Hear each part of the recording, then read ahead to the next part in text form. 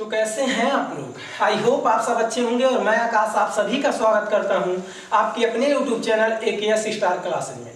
तो बच्चों आज का क्लास बहुत ही इंपॉर्टेंट होने वाला है क्योंकि आज हम पढ़ेंगे वैद्युत क्षेत्र की तीव्रता किसी बिंदु आवेश के कारण अगर वैद्युत क्षेत्र है तो किसी पॉइंट पे कितनी वैद्युत क्षेत्र की तीव्रता होगी उसको हम निकालेंगे कैसे। तो आज बहुत ध्यान से समझेंगे इस क्लास को क्योंकि आज के क्लास से कुछ अच्छे न्यूमेरिकल भी देखने वाले हैं जो कि एग्जाम ऑफ यू से आपके इंपॉर्टेंट होंगे।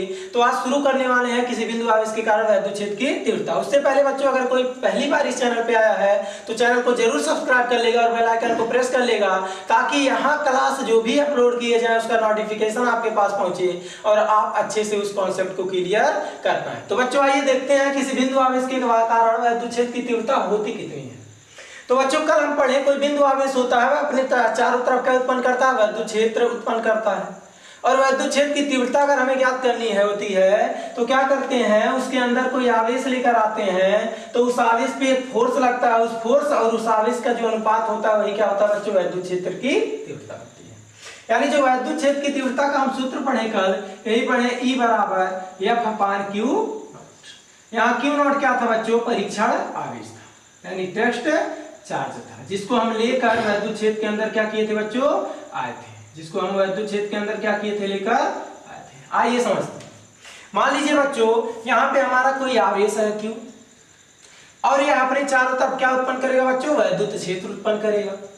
अब मान ले रहे हैं इस वैद्युत क्षेत्र में पूछ ले कोई इस आवेश से r दूरी पर एक बिंदु P है। एक बिंदु क्या बच्चों, P है। तो इस पॉइंट पे यानी इस बिंदु P पर कितना वैद्युत क्षेत्र की तीव्रता होगा तो निकालेंगे कैसे, ध्यान से समझेंगे बच्चों। तो सबसे पहले अगर किसी बिंदु आवेश के कारण वैद्युत क्षेत्र की तीव्रता पूछता है किसी पॉइंट पे तो उस पॉइंट पे हम क्या करते हैं बच्चों, एक टेस्ट चार्ज लाके रख देते हैं। हमने क्या किया, मान लिया इस पॉइंट P पे एक टेस्ट चार्ज क्या है, Q0, जिसको हमने लेकर क्या किया, आया। तो जैसे इस पॉइंट P पे हमने टेस्ट चार्ज रखा तो यह आवेश क्या करेगा, इस पॉइंट चार्ज पे एक बल लगाएगा। इस पॉइंट चार्ज पे क्या करेगा बच्चों, एक बल लगाएगा। इस पॉइंट चार्ज पे क्या करेगा बच्चों, एक फोर्स लगाएगा। अब प्लस भी प्लस टेस्ट चार्ज सदैव प्लस ही होते हैं, परीक्षण आवेश को हमेशा धनात्मक लिया जाता है और यह आवेश भी प्लस है तो बल जो लगेगा वह प्रतिकर्षण का लगेगा यानी फोर्स का दिशा कुछ इधर होगा बाहर की तरफ यानी इधर होगा। अब ध्यान देंगे बच्चों जो बल की दिशा है वह बाहर की तरफ है यानी फोर्स कहां लग रहा है बच्चों, बाहर लग रहा है। और इनके बीच का डिस्टेंस कितना है बच्चों, मान ले रहे हैं r है। और इस पॉइंट पे हमें क्या करना है बच्चों, हमें वैद्युत क्षेत्र की तीव्रता का ज्ञात करना है यानी पॉइंट P पर। तो अगर देखें आवेश Q के कारण, ध्यान से समझेंगे बच्चों, आवेश Q के कारण Q0 पर एक बल लगेगा तो वह बल कितना होगा, लगने वाला बल या कितना होगा बच्चों, तो कूलाम के नियमानुसार F बराबर 1/4 पाई एप्सिलॉन नॉट Q1 का मान क्या है बच्चों, Q इंटू Q2 का मान क्या है बच्चों, Q0 बटे r²। दूरी कितना बच्चों, r²। तो किनको नहीं समझ में आया होगा ध्यान देना, क्योंकि कूलाम के नियमानुसार जो सूत्र है यही है 1/4 pi epsilon not Q1 Q2 अपान, यानी कि दो बिंदु आवेशों के बीच लगने वाला जो बल होता है वह यही फोर्स होता है। कब, जब यह दोनों आवेश कहाँ हो बच्चों, निर्वात में। तो हम मान ले रहे हैं यह कहाँ है, निर्वात में है। आई होप इतना पॉइंट समझे होंगे। अब जब यह फोर्स लगा इस आवेश पर तो अब पूछ ले इस पॉइंट पे वैद्युत क्षेत्र की तीव्रता, तो कैसे निकालेंगे, तो बिंदु P पर उत्पन्न वैद्युत क्षेत्र की तीव्रता, बिंदु P पर उत्पन्न वैद्युत क्षेत्र की तीव्रता तो कितना होगा बच्चों, तो हम जानते हैं इस आवेश पर लगने वाला बल तथा इस आवेश का जो अनुपात होगा वही क्या होगा बच्चों, हमारा वैद्युत क्षेत्र की तीव्रता होगी। यानी किसी बिंदु आवेश पर लगने वाले बल तथा उस बिंदु आवेश के अनुपात को ही क्या कहते बच्चों, वैद्युत क्षेत्र की तीव्रता कहते हैं। तो यह कितना होगा, E बराबर F/Q0। F का मान यहाँ अगर वैल्यू रखें बच्चों तो देखेंगे क्या, 1/4 पाई एप्सिलॉन नॉट Q0 अपान क्या है बच्चों, r²। या किसका वैल्यू रखें, F का, लेकिन बटे में भी क्या है बच्चों, Q0। तो क्यू नॉट से क्यू नॉट कैंसिल, तो ई बराबर हो जाएंगे 1/4πε0 into Q upon R square. तो हम इस सूत्र से किसी बिंदु आवेश के कारण किसी भी बिंदु पर वैद्युत क्षेत्र की तीव्रता क्या कर सकते हैं बच्चों, ज्ञात कर सकते हैं। यह सूत्र काफी इंपॉर्टेंट है, इससे रिलेटेड न्यूमेरिकल अभी हम लोग जस्ट देखने वाले हैं। तो यानी इस बिंदु आवेश के कारण इस बिंदु P पर कितना वैद्युत क्षेत्र की तीव्रता उत्पन्न होगी बच्चों, E बराबर 1/4πε0 क्यू अपान आर स्क्वायर। और इसको आप डायरेक्ट याद रखेंगे कि किसी बिंदु आवेश के कारण r दूरी पर उत्पन्न वैद्युत क्षेत्र की तीव्रता कितनी होगी, 1/4πε0 Q upon R square. I hope इस पॉइंट को समझे होंगे। अच्छा बच्चों, अगर यहाँ पे हम मान लें एक चार्ज न होके बहुत सारे आवेश हों, कैसे आवेश हो बच्चों, बहुत सारे आवेश हों, यानी अगर मान लें यहाँ पे Q है, यहाँ पे मान लें Q1 है, यहाँ पे मान लो Q2 है, यहाँ मान लें क्या है Q3 है, ये बहुत सारे आवेश हों, तो इस कंडीशन में अगर हम कह दें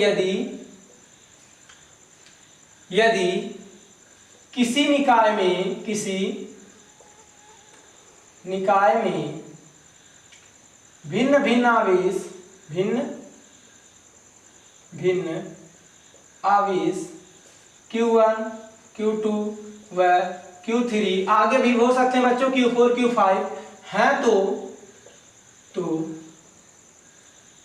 उनके कारण किसी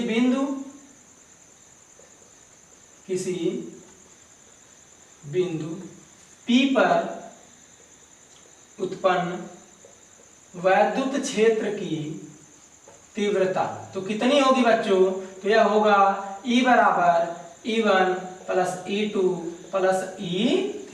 लेकिन बच्चों वैद्युत क्षेत्र की तीव्रता एक सदिश राशि है, इस वजह से यहाँ हो जाएंगे वेक्टर E बराबर vector E1 plus vector E2 plus vector E3। यह सदिश का मतलब क्या बच्चों, अगर मान लीजिए यहाँ पे हमारा Q1 है तो यह सीध में फोर्स लगा रहा है, डायरेक्शन हम देख लिए बाहर की तरफ होगा। अगर मान लीजिए यहाँ Q1 है और यहाँ Q2 है और यहाँ पॉइंट P है, तो इसकी वजह से इनको मिलाने वाली लाइन यही होगी। इस पॉइंट पे क्या करेंगे, हम एक टेक्स्ट चार्ज रख देंगे, तो फोर्स कहाँ लगेगा बच्चों, बाहर की तरफ। फोर्स कहाँ लगेगा, बाहर की तरफ।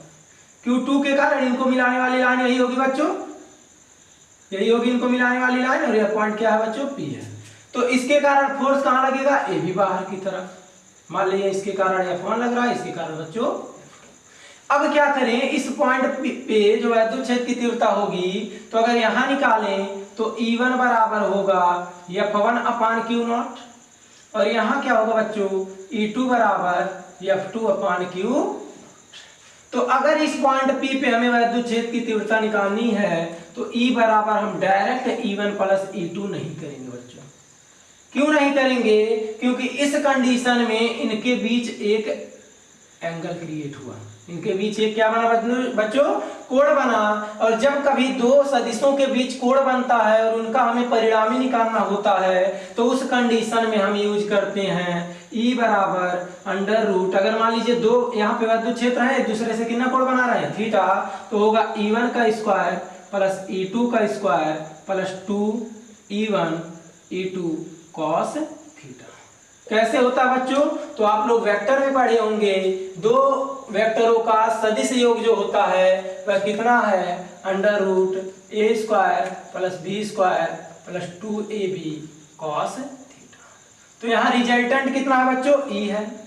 ए क्या है, पहला वेक्टर है हमारा कि पहला आवेश है जिसके कारण उत्पन्न वैद्युत क्षेत्र की तीव्रता क्या है, E1 है। दूसरा आवेश है जिसके कारण उत्पन्न वैद्युत क्षेत्र की तीव्रता कितना है बच्चों, E2 है, plus 2E1 E2 cos theta. यानी अगर दो हमारे आवेश हैं तो वह इसके कारण जो वैद्युत क्षेत्र की तीव्रता किसी बिंदु पर उत्पन्न होगा वह इस पे डिपेंड करेगा कि उनके बीच एंगल कितना है। डायरेक्ट उनको जोड़ लेंगे तो गलत हो जाएगा। अगर इनके कारण वैद्युत क्षेत्र की तीव्रता पहले की दिशा दूसरी, दूसरे की दिशा दूसरी, तो उस कंडीशन में इनके बीच जो वैद्युत क्षेत्र की तीव्रता होगी बच्चों, तो वह होगा E बराबर under root E1 plus E2 का E1 का स्क्वायर प्लस E2 का square plus 2E1 E2 cos theta. अगर दोनों एक ही दिशा में होंगे, अगर दोनों बच्चों कहाँ होंगे, एक ही दिशा में, उस कंडीशन में दोनों जुड़ जाएंगे। अगर विपरीत दिशा में होंगे उस कंडीशन में दोनों क्या हो जाएंगे, हट जाएंगे। लेकिन एक दूसरे से कुछ कोण बनाएंगे तो उस स्थिति में इनके बीच जो वैद्युत क्षेत्र, परिणामी वैद्युत क्षेत्र की तीव्रता होगी वह कितनी होगी बच्चों, E बराबर under root E1 square plus E2 square plus 2E1 E2 cos theta. I hope इस पॉइंट को आप लोग समझे होंगे और हम लोग अगले स्लाइड पे चलते हैं, इससे रिलेटेड कुछ प्रश्न देखते हैं। आइए चलते हैं। तो बच्चों आ चुके हैं हम लोग अपने नए स्लाइड पे और इस स्लाइड में हम वैद्युत क्षेत्र की तीव्रता से संबंधित कुछ प्रश्न देखने वाले हैं। आइए देखते हैं कौन सा प्रश्न है। तो पहला प्रश्न कह रहा बच्चों, एक इलेक्ट्रॉन के कारण निर्वात में 1 मीटर की दूरी पर वैद्युत क्षेत्र की तीव्रता ज्ञात कीजिए। एक इलेक्ट्रॉन के कारण निर्वात में, बच्चों ध्यान से समझेंगे प्रश्न को, एक इलेक्ट्रॉन है तो इलेक्ट्रॉन भी हमारा एक आवेश होता है और इलेक्ट्रॉन भी जब एक आवेश होता है तो वह क्या करेगा बच्चों, अपने चारों तरफ वैद्युत क्षेत्र बनाएगा। अपने चारों तरफ क्या बनाएगा बच्चों, वैद्युत क्षेत्र बनाएगा। तो उस वैद्युत क्षेत्र की तीव्रता कितनी होगी 1 मीटर की दूरी पर। कितने मीटर की दूरी पर बच्चों, 1 मीटर की दूरी पर, उसी को क्या करना है, ज्ञात करना है। आइए देखते हैं, मान लीजिए यहाँ पे एक इलेक्ट्रॉन हमारा है और यह अपने चारों तरफ वैद्युत क्षेत्र बना रहा है। तो 1 मीटर की दूरी पर, कितने मीटर की दूरी पर बच्चों, 1 मीटर की दूरी पर वैद्युत क्षेत्र की तीव्रता कितनी होगी। मान लीजिए इलेक्ट्रॉन है, इससे 1 मीटर की दूरी पर मान ले पॉइंट P है, इस पॉइंट पे हमें वैद्युत क्षेत्र की तीव्रता क्या करनी है, ज्ञात करनी है।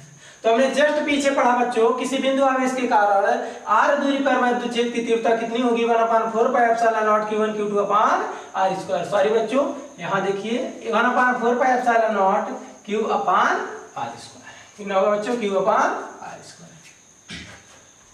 तो अगर हम कहें बिंदु P पर वैद्युत क्षेत्र की तीव्रता, जो हमारा सूत्र है, तो होगा 1/4 pi epsilon not q upon r square.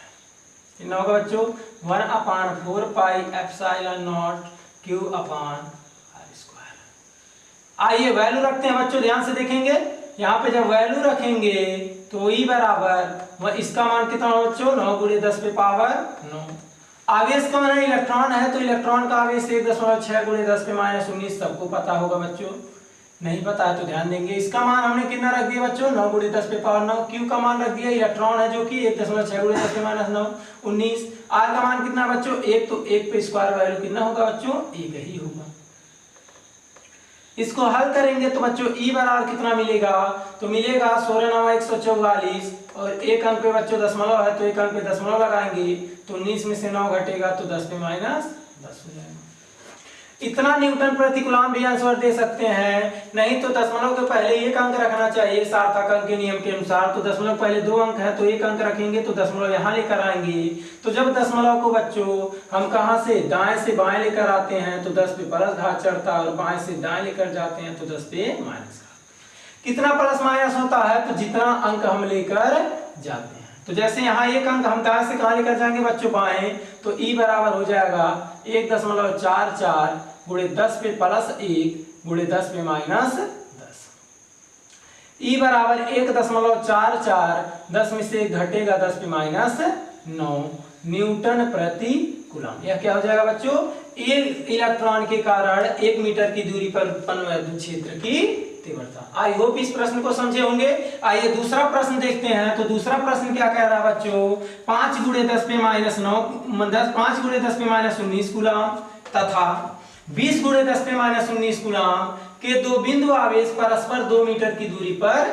तो पहले इनको बना लेते हैं बच्चों। तो यहाँ देख लेंगे 5 × 10 पे -19 कूलम और दूसरा आवेश है कितना बच्चों, 20 × 10 पे -19 कूलम। यह मान लीजिए Q1 है, यह क्या बच्चों, Q2 है। यह दोनों एक दूसरे से कितनी दूरी पर स्थित हैं, तो यह दोनों स्थित है कितने मीटर की दूरी पर बच्चों, 2 मीटर की दूरी पर। इतना समझ में आया होगा। कितने मीटर की दूरी पर स्थित है बच्चों, तो 2 मीटर की दूरी पर। कह रहा है उनको मिलाने वाली ध्यान से समझेंगे बच्चों, उनको मिलाने वाली रेखा के किस बिंदु पर वैद्युत क्षेत्र की तीव्रता क्या होगी बच्चों, 0 होगी। मान ले रहे हैं इनको जो मिलाने वाली रेखा है यही होगी और इसके किसी पॉइंट पे यहाँ मान ले रहे हैं इस बिंदु P पर वैद्युत क्षेत्र की तीव्रता कितनी हो जा रही है बच्चों, 0 हो जा रही है। ध्यान से समझेंगे, कितनी हो जा रही है बच्चों, 0 हो जा रही है। यानी पॉइंट P पर वैद्युत क्षेत्र की तीव्रता क्या हो जा रही है, 0। यह पॉइंट P पहले आवेश से मान ले रहे हैं x दूरी पर है। कितनी दूरी पर है बच्चों, x दूरी पर। तो यह दूरी कितना बचेगा, तो 2 में से घट जाएगा इतना, तो यह बचेगा कितना बच्चों, 2 - x। आई होप इतना पार्ट समझे होंगे। तो इस पॉइंट P पर वैद्युत क्षेत्र की तीव्रता 0 कब होगी? जब इसके द्वारा उत्पन्न वैद्युत क्षेत्र की तीव्रता, इसके द्वारा उत्पन्न वैद्युत क्षेत्र की तीव्रता दोनों एक दूसरे को समाप्त कर दें, यानी दोनों बराबर हों और दोनों एक दूसरे को समाप्त कर दें, तो उस कंडीशन में इस बिंदु P पर वैद्युत क्षेत्र की तीव्रता कितनी हो जाएगी बच्चों? 0 हो जाएगी। तो Q1 के कारण इस बिंदु P पर वैद्युत क्षेत्र की तीव्रता इधर होगा, इसको हम कह दे रहे हैं E1। क्यों बच्चों? क्योंकि यह प्लस आवेश है, तो वैद्युत क्षेत्र की तीव्रता कहाँ, वैद्युत क्षेत्र कहाँ होंगे? बाहर की तरफ होंगे। वैद्युत बल रेखाएं कहाँ निकलेंगी? बाहर की तरफ। इस वजह से इस पे जो वैद्युत क्षेत्र की तीव्रता की दिशा होगी वह कहाँ होगी बच्चों? E1, यानी बाहर की तरफ। इसके कारण किधर होगी बच्चों? इधर होगा, या कितना होगा बच्चों? E2 होगा। अगर E1 E2 आपस में बराबर हो तो दोनों एक दूसरे को क्या कर देंगे? निरस्त कर देंगे, और इस बिंदु P पर वैद्युत क्षेत्र की तीव्रता क्या हो जाएगी? 0 हो जाएगी। आइए देखते हैं, हम कहेंगे यदि बिंदु P पर वैद्युत क्षेत्र की तीव्रता 0 है तो E1 बराबर क्या होगा बच्चों? E2 होगा। E1 बराबर क्या होगा बच्चों? E2 होगा। E1 निकालेंगे कैसे? तो सूत्र है क्या बच्चों? 1/4 pi epsilon not, 1/4 pi epsilon not Q। तो पहला आवेश क्या है बच्चों? Q1। इसका मान कितना दिया है? 5 गुणे, चलिए एक बार लिख दे रहे हैं वैल्यू। तो Q1 बटे हो जाएगा R²। Q1 बटे कितना हो जाएगा बच्चों? R²। और यहाँ 1/4 pi epsilon not into Q2 बचे कितना हो जाएगा बच्चों? R²। अब यहां से क्या करेंगे? कुछ लोग R से R कैंसिल कर देंगे। तो ध्यान से देखेंगे, यहाँ पे जो पहले आवेश से इसकी दूरी है या कितनी है बच्चों? x है, तो x² होगा, और यहाँ से यहाँ तक की जो दूरी है, यहाँ से यहाँ तक की वह कितनी है? 2 - x है, तो 2 - x का होल स्क्वायर। यह वैल्यू कैंसिल हो जाएंगे। आइए अब वैल्यू रखते हैं ध्यान से। तो Q1 का मान है कितना बच्चों? 5 गुणे 10 पे - 19 कूलम बटे x²। Q2 का मान कितना है बच्चों? 20 गुणे 10 पे - 19, 20 गुणे 10 पे - 19 बटे कितना है बच्चों? 2 - x, यानी 2 - x का होल स्क्वायर। इतना बात समझ में आया होगा आई होप। 10 पे - 19, 10 पे - 19 कैंसिल हो जाएंगे, तो और यहाँ से कैंसिल करेंगे, 5 चौक का कितना हो जाएगा बच्चों? 20, यानी 1 बटे x² बराबर 4 बटे 2 - x का होल स्क्वायर। आई होप इतना पॉइंट समझ में आया होगा।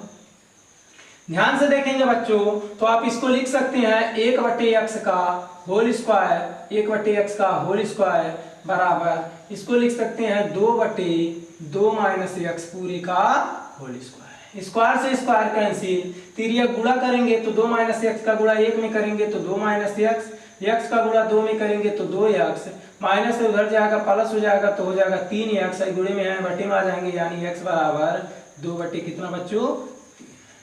x बराबर 2 बटे कितना बच्चों? 3 मीटर, यानी x बराबर 2 बटे 3 मीटर। यानी अगर हम पहले आवेश से 2 बटे 3 मीटर की दूरी पर बात करें, यानी पहले आवेश से ही तो दूरी x है, पहले आवेश से 2 बटे 3 मीटर की दूरी पर वैद्युत क्षेत्र की तीव्रता क्या होगी बच्चों? 0 होगी। तो नीचे लिख लेंगे, अतः x बराबर, अतः समझेंगे, अतः पहले आवेश से 2 बटे 3 मीटर की दूरी पर वैद्युत क्षेत्र की तीव्रता क्या हो जाएगी बच्चों? 0 हो जाएगी। आई होप इस प्रश्न को समझे होंगे, और चलते हैं हम लोग नेक्स्ट स्लाइड में इससे रिलेटेड एक और प्रश्न देखते हैं। आइए चलते हैं। तो बच्चों आ चुके हैं हम अपने नए स्लाइड पे, और इस स्लाइड में हम वैद्युत क्षेत्र की तीव्रता से संबंधित एक और प्रश्न लिए हैं। आइए देखते हैं प्रश्न क्या। इससे पहले बच्चों जो दूसरा प्रश्न था उसमें एक थोड़ा सा पॉइंट और था आगे, कह रहा था जहां पे वैद्युत क्षेत्र की तीव्रता 0 हुआ था, अगर इस पॉइंट पे हम कोई आवेश रख दें तो इस आवेश पर कितना बल लगेगा। तो अगर बल लगता तो आवेश इधर उधर ट्रांसफर होता, तो ऐसा हमें देखने को मिला नहीं है। इस वजह से यहाँ पे हमारा इस आवेश पर कोई भी बल कार्य नहीं करेगा, यानी इस पे बल कितना होगा बच्चों? 0 होगा। तो इस पॉइंट को समझ लेंगे थोड़ा सा। आते हैं तीसरे प्रश्न पे, यह दूसरे प्रश्न का पॉइंट था, वहां थोड़ा सा देख लीजिएगा आप लोग। तीसरे प्रश्न में क्या कह रहा है, संलग्न चित्र में 3 बिंदु ए बी सी, यहाँ पे एक चित्र दे दिया है, कह रहा है इस पे क्या कह रहा है, इनके बीच की दूरियां दर्शाई गई है। दूरी बच्चों शायद या 5 है या 3 सेमी है। एक मिनट बच्चों, यह कितना है, यह 3 सेमी है और यह 4 सेमी है। तो अब सेमी में है तो इनको मीटर में तुरंत हम बदल दे रहे हैं, 10⁻² मीटर हो जाएंगे। और ये कितना हो जाएंगे बच्चों, 4 × 10⁻² मीटर, 3 × 10⁻²।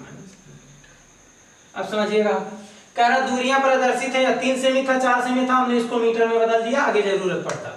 बिंदु ए तथा बी पर क्रम से इतना इतना आवेश रखें। बिंदु ए पर इतना आवेश है, बिंदु बी पर इतना आवेश है। कह रहा है बिंदु सी पर वैद्युत क्षेत्र की तीव्रता, यानी इस पॉइंट पे वैद्युत क्षेत्र की तीव्रता कितनी होगी। थोड़ा बच्चों ध्यान से देखेंगे तो हमारा प्लस आवेश है, इसके कारण वैद्युत क्षेत्र की तीव्रता बाहर की ओर, तो इसके कारण जो वैद्युत क्षेत्र की तीव्रता होगी वह इस डायरेक्शन में। या माइनस आवेश है तो अंदर की ओर, तो इसके कारण जो वैद्युत क्षेत्र की तीव्रता होगी वह इस डायरेक्शन में होगी। इसको कह दिए E2। और यह दूरी कितना दिया था बच्चों, यह दूरी दिया है आपका 4 सेमी। तो 4 सेमी मतलब क्या बच्चों, 4 × 10⁻² मीटर। अब ध्यान देंगे, अब हमने देखा इनके बीच एक कोण बना है, थीटा कोण। तो अब जब थीटा कोण बना है तो बच्चों अगर दो वैद्युत क्षेत्र सदिश राशि है, इनके बीच थीटा कोण बनेगा तो इनका परिणामी कितना होगा, E = √E1² + E2² + 2E1 E2 cos theta. यानी हमें E1 और E2 निकालना पड़ेगा। तो सबसे पहले E1 E2 निकालते हैं, फिर यहाँ पे हम वैल्यू रखेंगे। तो अगर हम E1 निकालें तो E1 कितना होगा बच्चों, 1/4πε0 Q/r²। Q क्या होगा बच्चों, r²। तो Q का मान कितना दिया है, ध्यान देंगे 1.2 × 10⁻8। r² इनके बीच की दूरी कितनी है, 3 × 10⁻²। 3 पे स्क्वायर 9 होगा बच्चों, और 10⁻² यानी 10⁻4। और यह वैल्यू कितना होता है, तो इसको भी लिख दे रहे हैं 9 × 10⁻9। कैसे लिखे हैं, सूत्र यही है बच्चों, E = 1/4πε0 Q/r²। तो E1 यहाँ पे पहला आवेश के कारण वैद्युत क्षेत्र की तीव्रता E1 है, तो E1 लिख दिए। का मान 9 × 10⁻9, Q का मान है इतना, इतना लिख दिए। r² इनके बीच का दूरी इतना था, तो स्क्वायर करेंगे, 3 पे स्क्वायर 9 और 10⁻² पे स्क्वायर 10⁻4। इसको हल करते हैं, थोड़ा ध्यान से देखेंगे बच्चों। तो E1 का मान हो जाएगा 9 से 9 कैंसिल, और यहाँ देख सकते हैं आप तो 1.2, और यहाँ देख सकते हैं आप अगर 9 में से 8 जाएगा बच्चों तो कितना बचेगा, 10 पे 1 बचेगा। यानी 10 पे केवल कितना बचेगा, 1, यानी गुणे कितना हो जाएगा, 10 पे 1 है। माइनस से ऊपर जाएगा क्या हो जाएगा बच्चों, प्लस हो जाएगा, तो 10 पे 4। यानी E1 = 1.2 गुणे, यहाँ देखते हैं 1.2 गुणे 10 पे 5 न्यूटन प्रति, यानी पॉइंट सी पे इसके कारण E1 कितना होगा, 1.2 गुणे 10 पे 5 न्यूटन प्रति कूलम। अगर E2 निकाले बच्चों तो E2 भी कितना होगा, 9 × 10 पे पावर 9। यह पहला वैल्यू आ गया है। Q का मान कितना बच्चों, 1.6 × 10 पे -8 कूलम। अब माइनस यह बता रहा है ऋण आवेश है, यहाँ माइनस रखने की कोई जरूरत नहीं है। बटे r² दूरी कितना बच्चों, 4 सेमी, 4 सेमी यानी 4 × 10 पे -2 मीटर, और इसका स्क्वायर करोगे 4 पे स्क्वायर यानी 16, और 10 पे -2 पे स्क्वायर यानी 10 पे -4। आई होप इतना समझे होंगे। तो E2 बराबर हो जाएगा बच्चों 9 × 10 पे पावर 9, माइनस से ऊपर जाएगा प्लस हो जाएगा, तो ध्यान देंगे पूरा वैल्यू बहुत ध्यान से। माइनस ऊपर जाएगा प्लस होगा तो 9 और 4 कितना हो जाएंगे, 13, और 13 में से 8 जाएगा बचेगा कितना, 5। यानी 9 × 1.6 × 10 पे कितना, 5, क्योंकि 9 माइनस से ऊपर जाएगा प्लस, तो 9 4 13, 13 में से 8 जाएगा 5, बचे कितना बच्चों, 16। यानी E2 बराबर हो जाएगा बच्चों, ध्यान देना, E2 बराबर अगर आप देखें ध्यान से तो अगर 10 से यहाँ गुणा कर दें तो 9 गुणे हो जाएगा 16, और 10 निकल जाएगा तो 10 पे बचेगा बच्चों कितना, 4, और बटे कितना हो जाएगा 16, 16 से 16। यानी E2 का मान हो जाएगा बच्चों, E2 बराबर 9 × 10 पे कितना, 4, 10 पे कितना बच्चों, 4 न्यूटन प्रति कूलम। E2 तो बच्चों E1 और E2 का मान आ गया। अब यहाँ पे हम E1 और E2 का मान रखते हैं, तो E बराबर कितना होगा बच्चों, √E1 का स्क्वायर प्लस E2 का square plus 2E1 E2 cos theta. तो यहाँ थीटा कितना होगा बच्चों, 90 अंश होगा। थोड़ा सा आइए इसको समझते हैं कैसे 90 अंश होगा। तो यहाँ आप देख सकते हैं E2 इस डायरेक्शन में है और E1 इस डायरेक्शन में है। E2 इस डायरेक्शन में, E1 इस डायरेक्शन में। तो थोड़ा सा इसको ध्यान से आप लोग देखिए तो क्या यह लंबवत है कि नहीं है, बिल्कुल लंबवत है। यानी यह दोनों एक दूसरे के लंबवत हैं, इस वजह से यहाँ थीटा कितना हो गया बच्चों 90 अंश। और cos 90 अंश का मान हम जानते हैं कितना होता है बच्चों 0 होता है। यानी यहाँ जब cos 90 अंश रखेंगे e बराबर अंडर रूट e1 का स्क्वायर प्लस e2 का square plus 2e1 e2 cos कितना बच्चों 90 अंश। तो cos 90 अंश का मान कितना होगा 0, इस वजह से पूरा वैल्यू क्या हो जाएगा बच्चों 0 हो जाएगा। क्या बचेगा e बराबर अंडर रूट e1 का स्क्वायर प्लस e2 का स्क्वायर। अब क्या करेंगे आप लोग, यहाँ पे वैल्यू रखेंगे, यहाँ पे वैल्यू क्या कर देंगे बच्चों आप लोग रख देंगे, e1 का मान रख देंगे और किसका मान रख देंगे e2 का मान, और इसको पूरी अच्छी तरीके से सॉल्व कर लेंगे। आपका आंसर आ चुका होगा। आई होप इस प्रश्न को आप लोग समझे होंगे और सारे प्रश्न जितना बताए आप हल करेंगे और प्रश्नावली यानी आपकी एक्सरसाइज में जो भी प्रश्न होगा उनको हल करेंगे और आप लोग कॉन्सेप्ट अच्छे से क्लियर करे होंगे। आई होप इस पूरे क्लास का कॉन्सेप्ट आपको समझ में आया होगा। और अगर चैनल पे पहली बार आए हैं तो चैनल को जरूर सब्सक्राइब कीजिएगा और बेल आइकन को प्रेस कीजिएगा ताकि इस क्लास का नोटिफिकेशन आप तक पहुंचे और हमारा चैनल ग्रो हो सके, आगे हम आपको अच्छे अच्छे कंटेंट दे सके।